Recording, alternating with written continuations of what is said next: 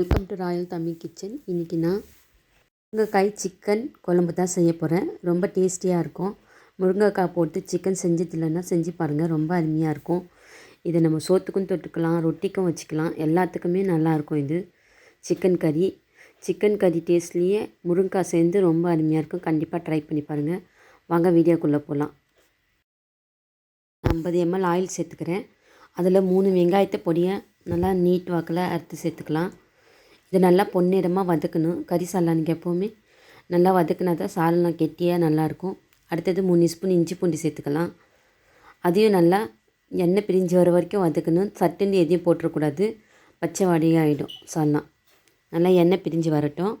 இஞ்சி பூண்டையும் எண்ணெய் பிரிஞ்சு வந்தோடனே நான் 1.5 கிலோ சிக்கன் வாங்கி வச்சுருக்கேன். அந்த சிக்கனை கழுவி க்ளீன் பண்ணியிருக்கேன். அந்த சிக்கன் இதில் சேர்த்துடலாம். அதையும் சேர்த்து நல்லா பிரட்டி விட்டுடலாம். மசாலாவில் உப்பு சேர்த்து பிரட்டுங்க, அப்போ தான் டேஸ்ட்டு ஏறும். அப்புறம் பச்சை மிளகா ஒரு 4, முருங்கைக்காய் ஒரு 1/4 கிலோ வாங்கியிருக்கேன். அதையும் இது கூட சேர்த்துக்கலாம். 1/4 கிலோ முருங்கைக்காய் சேர்த்து சிக்கன் கூட நல்லா பெட்டிக்கலாம். 1/2 ஸ்பூன் மஞ்சள்தூள் சேர்த்துக்கிறேன். 2 ஸ்பூன் மிளகாத்தூள் சேர்த்துக்கிறேன்.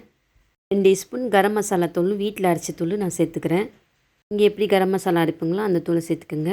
இப்போ 3 தக்காளி சேர்த்துக்கலாம். 3 தக்காளியும் சேர்த்து நல்லா வதக்கிக்கலாம். தக்காளி கொஞ்சம் நல்லா வதங்கட்டும். பிற்பாடு தயிர் சேர்க்கலாம். 300 ml தயிர் சேர்த்துக்கலாம். தயிர் சேர்த்துங்கன்னா குழம்பு நல்லா கலராக இருக்கும், கொஞ்சம் அதிகமாகவும் கிடைக்கும். அதுக்காக தான் தயிர் சேர்க்குறது. இப்போ கறி மசாலா தூள், சிக்கன் கறி மசாலா தூள் சேர்க்குறேன். கடையில் வாங்கினது தான். அது ஒரு 2 ஸ்பூன் சேர்த்துக்கிறேன்.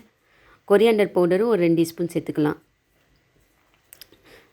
கொரியாண்டர் பவுடரும் ஒரு 2 ஸ்பூன் சேர்த்துக்கிறேன். அதையும் நல்லா இது தயிர் இந்த மசாலா கூட பிரட்டிக்கலாம். பிரட்டிக்கிட்டு வானல் ரொம்ப சின்னதாக இருக்குது, நான் பெரிய வானலில் ஃபஸ்ட்டு மாற்றிக்கிறேன்.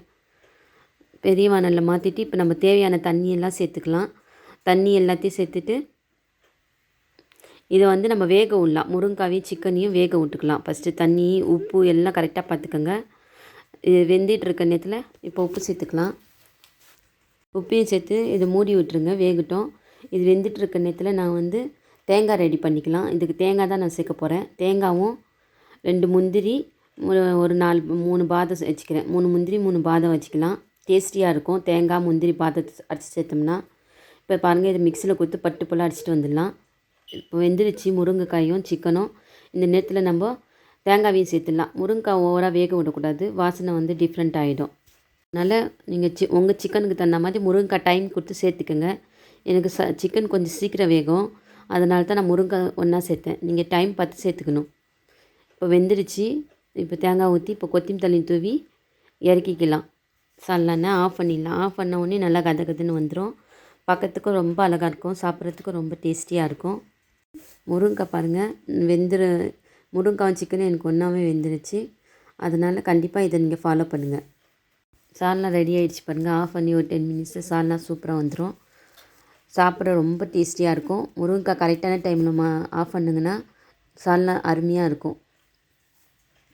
முருங்கைக்காய் சீசனுன்றதால இந்த நேரத்தில் நம்ம இந்த மாதிரி சிக்கன் கூட முருங்கைக்காய் சேர்த்து சால்னா செஞ்சாலும் ரொம்ப அருமையாகவும் இருக்கும், ரொம்ப சத்தாகவும் இருக்கும், பார்க்குறதுக்கும் அழகாக இருக்கும், சாப்பிட ரொம்ப டேஸ்டியாக இருக்கும். கண்டிப்பாக முருங்கைக்காய் போட்டு சிக்கன் சால்னா செஞ்சு பாருங்கள்.